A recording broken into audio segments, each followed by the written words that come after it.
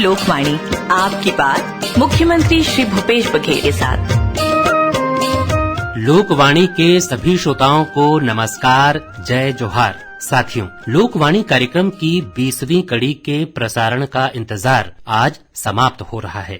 आज के प्रसारण का विषय है आदिवासी अंचलों की अपेक्षाएं और विकास। इस अवसर पर माननीय मुख्यमंत्री श्री भूपेश बघेल जी और आप सभी श्रोताओं का हार्दिक स्वागत है, अभिनंदन है। जय जोहार। सब्बो सियान मन, दाई दीदी, संगवारी और भतीजा भतीजी मन ला मोर ढार ले जय जोहार, जय सियाराम। आप जम्मू मन ला हरेली तिहार के गाड़ा गाड़ा बधाई, अब्बड़ अकन शुभकामना। हमार छत्तीसगढ़ी संस्कृति के अनुसार हरेली है साल के पहली तिहार होथे। आज के दिन अपन गांव घर में जाके गोठान ला लिप पोत के बने तैयार करे जाथे और गौ माता के पूजा पाठ करे जाथे। गाय बैला ला लोंदी खवाए के परंपरा घलो है। हरेली छत्तीसगढ़ी रोटी पीठा खाए के तिहार हवय। खेल कूद, नाचा और मनोरंजन के तिहार घलो खवाए। घर अंगना, मैदान, चौपाल में हमार परंपरा अनुसार ग्रामीण खेल खेले जाथे। गेड़ी में चढ़ के ठाठ से चले जाथे।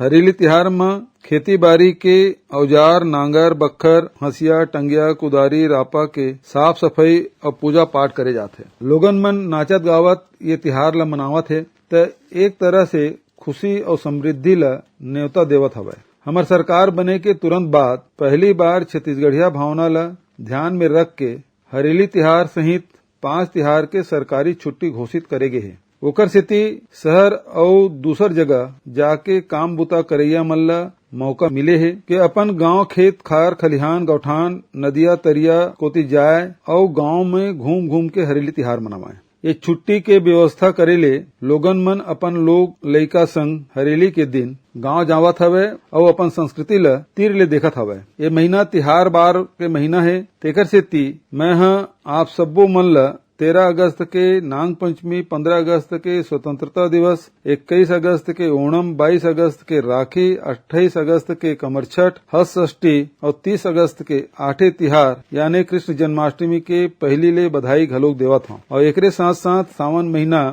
शंकर भगवान के पूजा पाठ के महीना है, ओकरो बहुत बहुत बधाई। माननीय मुख्यमंत्री जी, प्रदेश के 146 में से 85 विकास खंडों में आदिवासी जनसंख्या की बहुलता है। हमारा आदिवासी समाज अपनी संस्कृति और प्रकृति से बहुत प्यार करता है, इसलिए आदिवासी अंचलों में विकास की अपेक्षाएं अन्य क्षेत्रों की तुलना में कुछ अलग ही होती हैं। आइए सुनते हैं इस संबंध में कुछ विचार और फिर आपका जवाब।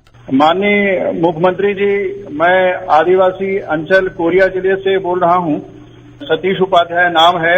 मनेन्द्रगढ़ कोरिया में 28 करोड़ वर्ष पुराना मेरीन फॉसिल्स पार्क इतने दिनों से पड़ा हुआ था, लेकिन आपके निर्देशन में अभी बायोडायवर्सिटी हेरिटेज साइट में काम शुरू हो गया है। माननीय मुख्यमंत्री जी के मनेन्द्रगढ़ में जैव विविधता पार्क का भी चिन्हांकन किया गया है। और कोरिया जिले में सबसे प्रमुख बात यह है कि छत्तीसगढ़ का पहला वन प्रदर्शन प्रक्षेत्र की भी आधारशिला रख दी गई है, जो 21 एकड़ क्षेत्रफल में बनेगा। और आने वाले समय में वृक्षारोपण प्रोत्साहन योजना के तहत और कोरिया कृषि विज्ञान केंद्र के सहयोग से फलोद्यान, वनोपज, इमारती जलाऊ लकड़ी के एक अच्छे स्रोत मिलेंगे। 28 जुलाई को नए तहसील पटना का ये प्रकाशन भी राजपत्र में हो गया है।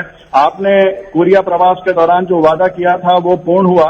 कोरिया की जनता आपको बहुत बहुत साधुवाद देती है। अब आदिवासी अंचल की अपेक्षा और विकास की बात शुरू हो रही है, तो सबसे पहले मैं आदिवासी भाई बहनों को कल विश्व आदिवासी दिवस के अवसर पर अग्रिम बधाई देता हूं। मैं बताना चाहता हूं कि हमने सरकार में आने के बाद प्रदेश में पहली बार विश्व आदिवासी दिवस 9 अगस्त को सार्वजनिक अवकाश घोषित किया है। हमारा मानना है कि इससे हमारे आदिवासी भाई बहनों, बच्चों और सभी लोगों को आदिवासी समाज की परंपराओं, संस्कृतियों और उनके उच्च जीवन मूल्यों को समझने का अवसर मिला है। इससे आदिवासी समाज और आदिवासी अंचलों के आयोजनों में सभी समाज के लोगों की भागीदारी भी सुनिश्चित होगी और सभी मिलकर समरसता और सौहार्द का खुशनुमा वातावरण बनाने में सफल होंगे।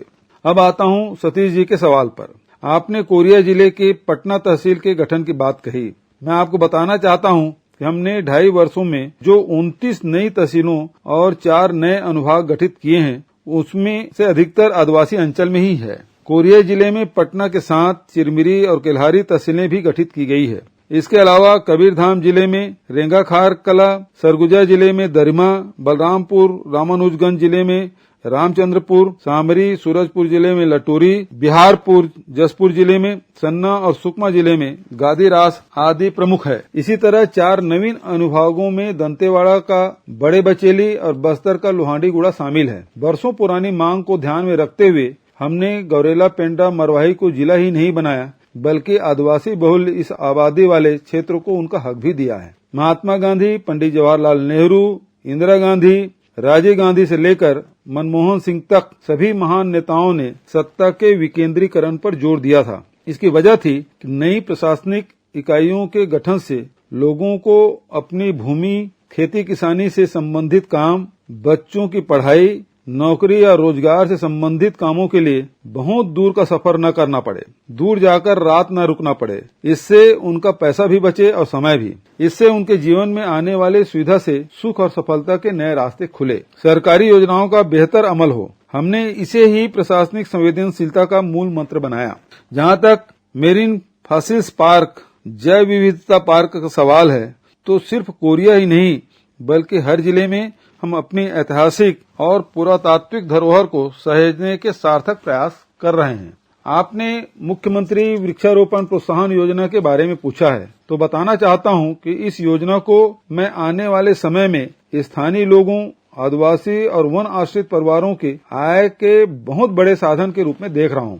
खुद लगाए वृक्षों से इमारती लकड़ी की कटाई और फलों को बेचकर लोगों के आय बड़े पैमाने पर बढ़ेगी। इस संबंध में नियम कानून बनाए गए हैं। निजी लोगों को ही नहीं बल्कि पंचायतों और वन प्रबंधन समितियों को भी पेड़ लगाने और काटने के अधिकार दिए गए हैं। इससे एक ओर जहां बड़े पैमाने पर वृक्षारोपण के लिए लोग प्रोत्साहित होंगे, वहीं हमारा छत्तीसगढ़ वन तथा वनोपज के रूप में अपने आप को और अधिक सशक्त बना सकेगा। मैं विनय कुमार मरकाम बोल रहा हूँ, डोंडी ब्लॉक से, बालोद जिला से। अभी आदिवासियों की अपेक्षा और विकास के लिए जो विषय मिला है सर, लेकिन मैं एक युवा ही बोल रहा हूँ जो आदिवासी क्षेत्र से संबंधित रखता हूँ। और वहाँ पे हमारे जो मूलभूत आवश्यकताएं हैं, जैसे कि बच्चों के लिए बेहतर शिक्षा, स्वास्थ्य और दूसरी आवश्यकताएं होंगी, जो मूलभूत आवश्यकताएं पूर्ण होंगी, उसके बाद हमारे लिए बेहतर भविष्य विकास किया जा सकता है। हमारे गांव में जो स्कूल है, स्वास्थ्य है, साथ में शिक्षकों की कमी है, व्यावसायिक परीक्षा हो गया, व्यावसायिक रोजगार हेतु उपलब्ध कराया तो ज्यादा हो सकता है। स्कूल में शिक्षकों की कमी है। मैं सोमनाथ दरभा विकास खंड का रहने वाला हूँ। माननीय मुख्यमंत्री जी, आप कई बार कहते हैं कि शिक्षा, स्वास्थ्य और रोजगार पर आपका विशेष फोकस रहेगा। आदिवासी अंचलों में इन चीजों को लेकर आप क्या कर रहे हैं और उसका लाभ हमें किस तरह से मिलेगा, कृपया यह बताने का कष्ट करें। विनय जी, सोमनाथ जी, निश्चित तौर पर आदिवासी अंचलों में स्वास्थ्य, शिक्षा और रोजगार सबसे बड़ी जरूरत है। हमने सरकार में आते ही इसी प्राथमिकता से काम शुरू किया। स्वास्थ्य के लिए सबसे बड़ी जरूरत अस्पतालों और सुविधाओं की होती है। हमने डीएमएफ मद से ये जरूरतें पूरी करने का फैसला किया। इसके लिए आवश्यक नियम बनाए। सीएसआर और अन्य मदों की राशि भी इन्हीं प्राथमिकताओं के लिए खर्च करने की रणनीति अपनाई है। हमारी नई व्यवस्था के कारण बीजापुर, दंतेवाड़ा और जगदलपुर में अब उच्च स्तर की चिकित्सा सुविधाएं उपलब्ध हो गई है। सुकमा जिले में भी बड़े स्तर पर प्रयास किए जा रहे हैं, जिसके नतीजे जल्दी आएंगे। सामान्य जिलों से अधिक संख्या में और अधिक विशेषज्ञता वाले डॉक्टर अब बस्तर में हैं। इसके कारण आपात स्थितियों में जिन मरीजों को रायपुर भेजना पड़ता था और उसमें जो समय लगता था, उसकी बचत हुई। आपदा में होने वाली मृत्यु की संख्या में बहुत कमी आई है। हमने देखा कि आदिवासी अंचलों के मरीज हाट बाजार तक जाते हैं, लेकिन अस्पताल नहीं पहुंच पाते। इसे समझते हुए हमने तय किया कि अस्पताल ही क्यों न हाट बाजार में पहुंचाया जाए। इस तरह एक पंथ दो काज के तर्ज पर हमारे आदिवासी भाई बहनों का उपचार हाट बाजारों में होने लगा। इसका लाभ 11 लाख से अधिक लोगों को मिल चुका है। मुख्यमंत्री बनने के बाद मैं यह देखकर हैरान रह गया था कि छत्तीसगढ़ में 5 वर्ष से कम उम्र के 37.7% बच्चे कुपोषण के शिकार थे और 15 से 49 वर्ष तक के 47% महिलाएं एनीमिया अर्थात खून की कमी से ग्रस्त थीं। आदिवासी जिलों में हालत और भी खराब थी। हमने मुख्यमंत्री सुपोषण अभियान शुरू किया, जिसमें डीएमएफ और जनभागीदारी के योगदान को बढ़ावा दिया। बच्चों को दूध, अंडा, स्थानीय प्रचलन के अनुसार पौष्टिक आहार दिया। जिसके कारण कुपोषण और एनीमिया की दर में तेजी से कमी आ रही है। एक साल में बस्तर संभाग में मलेरिया का प्रकरण 45% और सरगुजा संभाग में 60% कम हो जाना एक सुखद खबर है। यूएनडीपी और नीति आयोग ने हमारे मलेरिया मुक्त बस्तर अभियान की तारीफ करते हुए बीजापुर जिले में मलेरिया में 71% तथा दंतेवाड़ा में 54% तक कमी करने की सफलता को बेस्ट प्रैक्टिस के रूप में सराहा है और अन्य आकांक्षी जिलों को भी इस अभियान को अपनाने की सलाह दी है। अच्छी सेहत के लिए विशेष रणनीति के अलावा राज्य स्तर पर जो सुधार के प्रयास चल रहे हैं उनका लाभ भी आदिवासी अंचलों को मिल रहा है। शिक्षा के लिए हमने संकटग्रस्त क्षेत्रों पर ज्यादा फोकस किया है, जिसके कारण सुकमा जिले के जगरगुंडा में 13 वर्षों से बंद स्कूल बीते साल खुल चुका है। कुन्ना में नक्सलवादियों ने जो भवन उड़ा दिया था उसका पुनर्निर्माण करा के मैंने लोकार्पण किया। अभी नए सत्र में दंतेवाड़ा जिले में मासापारा भांसी में भी 6 साल से बंद स्कूल अब खुल गया है। नक्सलियों ने पहले इन स्कूलों को तोड़ा था। अब हमारी नई नीति का असर है कि आत्मसमर्पित नक्सलियों ने इन स्कूलों को बनाने में योगदान दिया है। कोरोना काल में पढ़ाई तुम्हार पारा अभियान के तहत लाखों बच्चों को उनके गांव घर मोहल्लों में खुले स्थान पर भी पढ़ाया गया। प्रारंभिक कक्षाओं में बच्चों को मातृभाषा में समझाना अधिक आसान होता है, इसलिए हमने 20 स्थानीय बोली भाषाओं में पुस्तकें छपवाई, जिसका लाभ आदिवासी अंचलों में मिला।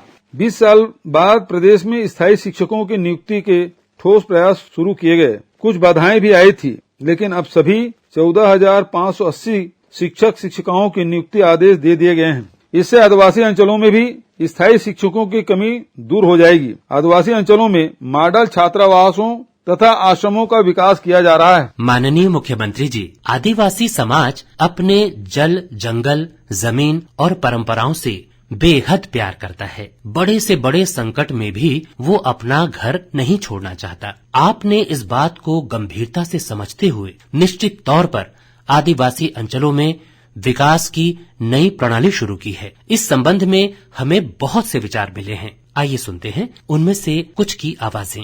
माननीय मुख्यमंत्री जी को मेरा नमस्कार। मेरा नाम है यशोदा पुजारी, ग्राम पंचायत चेरपाल। माननीय मुख्यमंत्री जी, आप ऐसे पहले मुख्यमंत्री हैं जिन्होंने आदिवासी समुदाय से, जंगल में रहने वाले लोगों से यह पूछा है कि हमें क्या चाहिए। मेरा मानना है कि जो हमें चाहिए वो नहीं दिए जाने के कारण ही बस्तर के विकास में रुकावट आई थी। लेकिन खुशी की बात है कि आपने हमारी नजरों से देखा और हमारी आवाज को महत्व दिया। आज जिस तरह से हमारी संस्कृति, देवगुड़ी, गोटूल, हमारी बोली भाषाओं, हमारी वन उपजों, हमारी जमीनों और हमारे रोजगार को लेकर आप योजनाएं बना रहे हैं और उसे अमल में ला रहे हैं, उससे लगने लगा है कि हम वास्तव में छत्तीसगढ़ के नागरिक हैं और छत्तीसगढ़ सरकार को हमसे प्यार है। माननीय मुख्यमंत्री जी, मेरा नाम अजय बघेल है। मैं ग्राम पोलमपल्ली, जिला सुकमा से बोल रहा हूँ। माननीय मुख्यमंत्री जी, वर्षों से हम लोग यह सुनते सुनते थक गए थे कि आदिवासी लोग वनोपज बीनने के अलावा कोई काम नहीं कर सकते और इसी वजह से उनका विकास नहीं होता। वास्तव में हमारे सामने किसी सरकार ने दूसरे विकल्प रखे ही नहीं थे। आपने बहुत से लोगों को रोजगार और स्वरोजगार से जोड़कर रोजगारी और कारोबारी भी बना दिया है। मैं आपकी सोच के लिए धन्यवाद देता हूं और चाहता हूं कि इस बारे में आप हमें विस्तार से बताएं। नमस्कार मुख्यमंत्री महोदय जी, मैं दयाल सिंह बैगा, ग्राम बैरक, जिला कबीरधाम से बात करत हूँ। महोदय जी, छत्तीसगढ़ के आदिवासी अंचल में जिन उपज के पैदावार होथे ओकर संबंध में आपके का राय है? का ऐसन फसल घलो है का जेमा हमर छोड़ पूरा प्रदेश घलो गर्व कर सके? ऐसन उपज ला बढ़ावा दे के आदिवासी अंचल में स्वावलंबन व खुशहाली के नवा रद्दा घलो खुल सकत है। धन्यवाद महोदय जी। नमस्कार यशोदा जी, अजय जी, दयाल जी। जब छत्तीसगढ़ राज्य का गठन हुआ था तब हम सबको लगा था कि अब आदिवासी अंचलों और शेष क्षेत्रों के बीच जो विकास का अंतर है उसे दूर कर लिया जाएगा। लेकिन हमने देखा कि विगत 15 वर्षों में यह अंतर और भी अधिक बढ़ गया है। इसकी वजह क्या थी? इसकी वजह थी आदिवासी समाज और आदिवासी अंचलों की जरूरतों को समझे बिना मंत्रालय में बैठकर योजनाएं बनाना और उन्हें जनता पर लाद देना। हमने यह समझ लिया कि सोच बदले बिना, तरीका बदले बिना आदिवासी अंचलों का भला नहीं हो सकता। इसलिए हमने सबसे पहले विश्वास जीतने की बात की।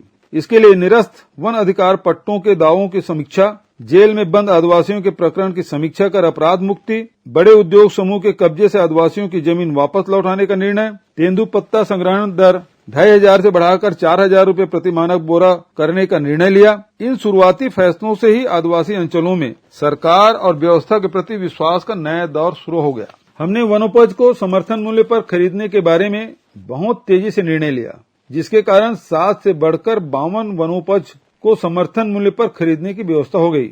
हमने पुरानी दरों को भी बदला, जिसके कारण वनोपज संग्रह से ही 500 करोड़ रुपए से अधिक अतिरिक्त सालाना आमदनी का रास्ता बन गया। अनुसूचित क्षेत्रों में कोदो, कुटकी, रागी जैसे फसलों को भी समर्थन मूल्य पर खरीदने के इंतजाम किए हैं तथा लाख को कृषि का दर्जा दिया है। वन अधिकार अधिमान्यता पत्र धारी परिवारों के खेतों में उपजे धान को भी समर्थन मूल्य पर खरीदने की व्यवस्था की गई। वहीं इन्हें मुख्यमंत्री वृक्षारोपण प्रोत्साहन योजना से भी जोड़ दिया है। वनोपज संग्रहण में महिला स्व सहायता समूह को जोड़ने के प्रयोग में बहुत बड़ी सफलता मिली। मुझे यह कहते हुए बहुत खुशी होती है कि हम जितना आगे बढ़ते हैं उससे अधिक रफ्तार से आदिवासी भाई बहन आगे बढ़ रहे हैं। इतने कम समय में आदिवासी अंचलों के उत्पाद बाजार में अपना नाम, पहचान और पकड़ बनाने लगे हैं। बस्तर का 4 चिरौंजी, काजू, कॉफी, इमली, माड़िया या रागी, दंतेवाड़ा का कड़कनाथ, सुकमा कोंडो गांव का तिखुर, जिमी कांदा, तीरथगढ़ का पपीता, कांकेर का शरीफा सीताफल, सल्फी पदर की काली मिर्च, जसपुर की चाय और कटहल, मेन पाट का टाऊ, सूरजपुर का काला गेहूं, सरगुजा का ब्राउन राइस, देवभोग का विष्णुभोग चावल, सरगुजा का जमा फूल चावल, लुंडेग का टमाटर आदि ऐसे उत्पाद बन गए हैं जो अपने अनोखे स्वाद के साथ ही बेहतरीन गुणों के लिए भी पहचाने जाते हैं। हमने इनके उत्पादन और मार्केटिंग के लिए व्यावसायिक तरीके से काम शुरू किया है, जिसका लाभ बड़े पैमाने पर मिलेगा। जहां तक आदिवासी संस्कृति और आदिवासी आस्था केंद्रों के विकास का सवाल है, तो आपने देखा होगा कि देवगुड़ी और घोटुल स्थलों के विकास के लिए भी हमने योजना बनाकर काम शुरू किया है। आदिवासी संस्कृति के विभिन्न घटकों को बढ़ावा दिया जा रहा है।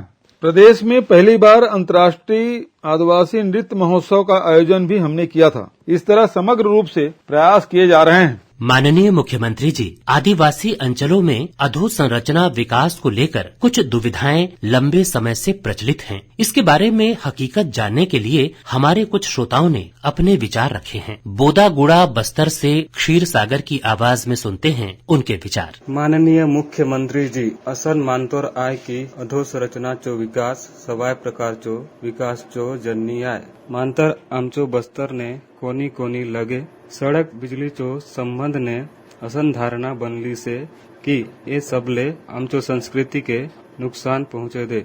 ये सब बात ने तुमचो काय विचार आए? तुमचो हिसाब ले बस्तर और दूसर आदिवासी अंचल ने अधोसंरचना चो विकास कसन हो सके दे? क्षीरसागर जी, वास्तव में हमारे आदिवासी समाज ने प्रकृति से तालमेल बिठाते हुए जीना सीखा है। आदिवासी भाई बहनों के पास एक परंपरागत कौशल होता है, वे अपने सुख दुख और रोजमर्रा की जिंदगी में किस तरह से अपना काम निकालें, इसलिए उनकी आवश्यकताएं सीमित होती है।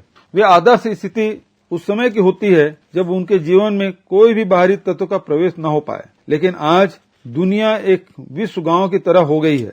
दुनिया में होने वाले बदलावों का असर घने जंगलों में अपने जीवन में रमे आदिवासी समाज पर भी पड़ता है। जलवायु परिवर्तन, ग्लोबल वार्मिंग जैसी चुनौतियों का असर आदिवासी अंचलों में रहन सहन से लेकर आजीविका तक पड़ा है। ऐसी स्थिति में आदिवासी समाज को अपने हाल पर नहीं छोड़ा जा सकता, बल्कि उनकी रुचि, संस्कार, कौशल, परंपरा से मेल खाते हुए ऐसी सुविधाएं देना सरकार की जिम्मेदारी है जिससे वे बदलावों का मुकाबला कर सके। इसलिए वहां के परिस्थितियों से मेल खाती हुई सड़कों, भवनों, बिजली, पानी, चिकित्सा, पोषण, शिक्षा, परिवहन, संस्कृति और आजीविका का संरक्षण, बाहरी प्रभावों से प्रभावित हुए रोजगार के साधनों का नए सिरे से विकास आदि ऐसे जरूरी काम हैं जिन्हें किया जाना आवश्यक है। मुझे खुशी है कि मनरेगा से लेकर वनोपज के कारोबार तक, कौशल उन्नयन से लेकर परंपरागत रोजगार तक, स्वास्थ्य के लिए चेतना से लेकर जीवन स्तर में सुधार तक हर दिशा में आदिवासी समाज के कदम आगे बढ़ रहे हैं। हमारी सरकार की योजनाओं में आदिवासी समाज की सशक्त भागीदारी साफ दिखाई पड़ रही है। हमने बहुत सोच विचार के सड़कों के विकास की योजना बनाई है।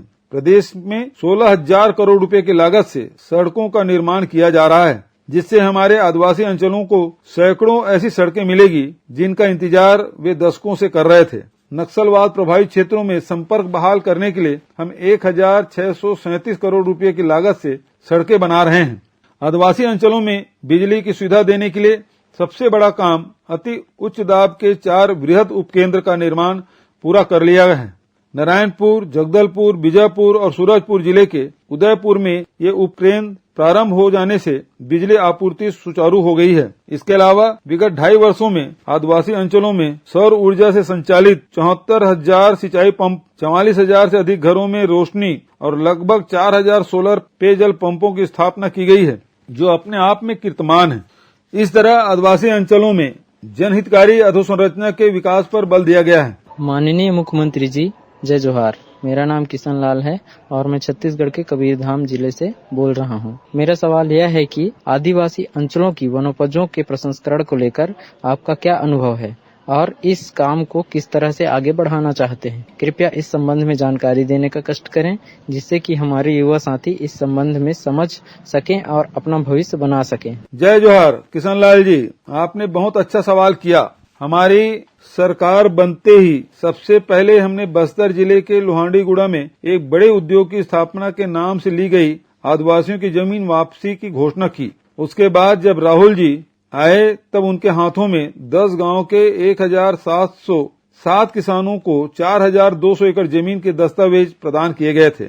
इस तरह आदिवासियों को न्याय दिलाने का सिलसिला शुरू हो गया था। कोंडा गांव में मक्का प्रोसेसिंग इकाई का शिलान्यास किया गया। इस तरह प्रदेश में कृषि उपज और वन उपज की प्रोसेसिंग हेतु विभिन्न स्थानों में इकाइयां स्थापित करने की दिशा में काम शुरू हुआ। अब प्रदेश में 146 विकास खंडों में 110 विकास खंडों में फूड पार्क स्थापित करने हेतु भूमि का चिन्हांकन तथा अनेक स्थानों पर भूमि हस्तांतरण भी किया जा चुका है। छत्तीसगढ़ में अभी 139 वनधन विकास केंद्र स्थापित हो चुके हैं, जिनमें से 50 केंद्रों में वनोपज का प्रसंस्करण भी हो रहा है। इस काम में लगभग 18,000 लोगों को रोजगार मिला है। छत्तीसगढ़ राज्य लघु वनोपज संघ द्वारा छत्तीसगढ़ हर्बल ब्रांड के नाम से 121 उत्पादों की मार्केटिंग की जा रही है। भारत सरकार की संस्था ट्राइफेड द्वारा 2 दिन पहले ही अर्थात 6 अगस्त को छत्तीसगढ़ को लघु वनोपज की खरीदी तथा इससे संबंधित अन्य व्यवस्थाओं के लिए 11 राष्ट्रीय पुरस्कार प्रदान किए गए हैं। मैं बताना चाहूंगा कि छत्तीसगढ़ प्रथम रहा है,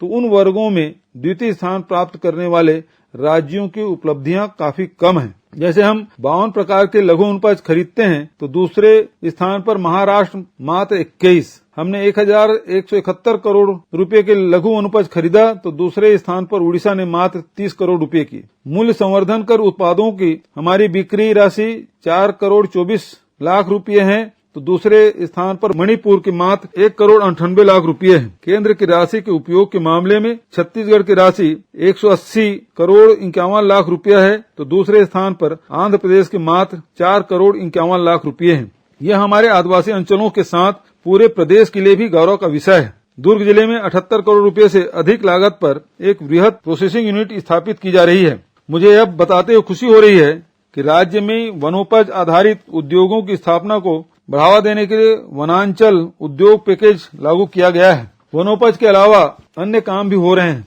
उदाहरण के लिए दंतेवाड़ा में रेडीमेड कपड़ों का ब्रांड डेनेक्स एक सफल प्रयोग साबित हुआ है। नवचेतना बेकरी भी काफी सफल हो रही है। ऐसे कामों से सैकड़ों स्थानीय युवाओं को रोजगार मिला है। माननीय मुख्यमंत्री जी, आपके ड्रीम प्रोजेक्ट राम वन गमन पथ को लेकर भी आदिवासी अंचलों में बड़ी जिज्ञासा है। एक सवाल इस विषय पर भी लेते हैं। आदरणीय मुख्यमंत्री जी नमस्कार। मैं लाल साहेब बैगा ग्राम देवगढ़ जिला कोरिया से बोल रहा हूँ। मन में एक सवाल है माननीय मुख्यमंत्री जी, राम वन गमन पर्यटन परिपथ के बारे में कहा गया है कि यह कोरिया से सुकमा तक विकास के रास्ते खोलेगा। कृपया इस संबंध में आपका क्या विचार है और क्या योजनाएं हैं, इस बारे में अपने विचार प्रकट करेंगे ताकि हम श्रोताओं को सही जानकारी मिल सके। धन्यवाद। लाल साहेब जी, जय सिया राम। भारतीय अध्यात्म और संस्कृति में भगवान राम की महिमा को बहुत आस्था के साथ देखा जाता है। हमारे लिए बहुत गर्व का विषय है कि भगवान राम का अवतार जिस काम के लिए हुआ था, उन प्रसंगों की रचना छत्तीसगढ़ में हुई। भगवान राम को देवता के रूप में नहीं बल्कि मर्यादा पुरुषोत्तम के रूप में जाना जाता है। अयोध्या तो उनके राजकाज की जगह थी, लेकिन हमारे छत्तीसगढ़ का आदिवासी अंचल उनके मानवीय गुणों की सुगंध से महकता है। वास्तव में भगवान राम छत्तीसगढ़ में कौशल्या के राम और वनवासी राम के रूप में प्रकट होते हैं। यह अद्भुत संयोग है कि भगवान राम का छत्तीसगढ़ में प्रवेश, संचरण और प्रस्थान सघन आदिवासी अंचल में ही हुआ। कोरिया जिले के सीतामढ़ी हरचौका में प्रवेश और सुकमा जिले के अंतिम स्थान कोंटा तक उनकी पदयात्रा। हमारे प्रदेश के कण कण में राम, काम की शुरुआत में राम, जागते सोते समय राम, शब्द शब्द में राम, गिनती से लेकर सुख दुख में राम के ऐसे युगों युगों से समाये रहने के कारण ही लोक आस्था में राम का बसा होना है। आस्था केंद्रों को जोड़ते हुए पर्यटन का विकास हमारे समाज की विशेषता रही है। इस तरह आज के जमाने में एक बार फिर राम के रास्ते पर चलते हुए अगर हम 2260 किलोमीटर सड़कों का निर्माण करते हैं तो इससे पूरे रास्ते में विकास के दिए जल उठेंगे। आस्था के साथ जुड़ी सड़कें, सुविधाओं के साथ आजीविका के नए नए साधन भी आएंगे और पूरा परिपथ पावन भावनाओं के कारण स्थानीय संस्कृति का सम्मान करते हुए एक दूसरे से रिश्ते बनाते चलेगा। यह समरसता और सौहार्द के साथ वनवासी राम के प्रति आस्था का परिपथ बनेगा, जो नदियों, नालों, झरनों, जलप्रपातों, खूबसूरत जंगलों से गुजरते हुए सैकड़ों पर्यटन स्थलों का उद्धार करेगा। माननीय मुख्यमंत्री जी, मैं प्रीति बारिक बसना ब्लॉक महासमुंद जिले से बोल रही हूँ। आकांक्षी जिलों की रैंकिंग में छत्तीसगढ़ के आदिवासी बहुल जिलों की क्या स्थिति है, कृपया इस संबंध में बताइए। प्रीति जी, आपने जो सवाल किया है उसका भी निराकरण कर देता हूँ। नीति आयोग द्वारा देश के सबसे कम विकसित 115 आदिवासी बहुल जिलों को आकांक्षी जिले में शामिल किया गया है। इन जिलों में विकास की रणनीति, योजनाओं, कार्यक्रमों, उनके क्रियान्वयन के परिणाम की नियमित रूप से समीक्षा की जाती है। मुझे कहते हुए बहुत खुशी होती है कि हमारे प्रदेश के 10 आकांक्षी जिलों को मई 2019 से लेकर अभी तक किसी न किसी क्षेत्र में पहले से लेकर 11वें स्थान तक में आने का सम्मान मिला है। समग्र डेल्टा रैंकिंग में बीजापुर, कोंडागांव, सुकमा और नारायणपुर जिले को तो अव्वल स्थान पर रहने का सम्मान भी मिला है। हाल ही में मलेरिया मुक्त बस्तर अभियान की नीति आयोग तथा यूएनडीपी ने सराहना की है। इसके लिए मैं सभी आकांक्षी जिले के निवासियों और प्रशासनिक अमले को साधुवाद देता हूँ। एक अंतिम और सबसे जरूरी बात के साथ अपनी वाणी को विराम दूंगा। कोरोना की तीसरी लहर को लेकर आप सभी को बहुत सावधान रहने की जरूरत है। हमने सरकारी स्तर पर बहुत से इंतजाम किए हैं, लेकिन मैं एक बार फिर आपसे अपील करता हूँ कि पर्व त्योहार मनाते समय फिजिकल डिस्टेंसिंग का पालन करें, मास्क का उपयोग करें, हाथ को साबुन पानी से धोते रहें तथा टीका जरूर लगवाएं। खुद को बचाए रखना ही सबसे जरूरी उपाय है। धन्यवाद। श्रोताओं, लोकवाणी का आगामी प्रसारण 12 सितंबर 2021 को होगा, जिसमें माननीय मुख्यमंत्री जिला स्तर पर विशेष रणनीति से विकास की नई राह विषय पर चर्चा करेंगे। आप इस विषय पर अपने विचार, सुझाव और सवाल दिनांक 25, 26 और 27 अगस्त 2021 को दिन में 3 बजे से 4 बजे के बीच फोन करके रिकॉर्ड करा सकते हैं। फोन नंबर इस प्रकार है 0771 के बाद 24305001, 24305002 और 24305003 और इसी के साथ ये कार्यक्रम संपन्न होता है। नमस्कार, जय जोहार। अभी आप सुन रहे थे लोकवाणी।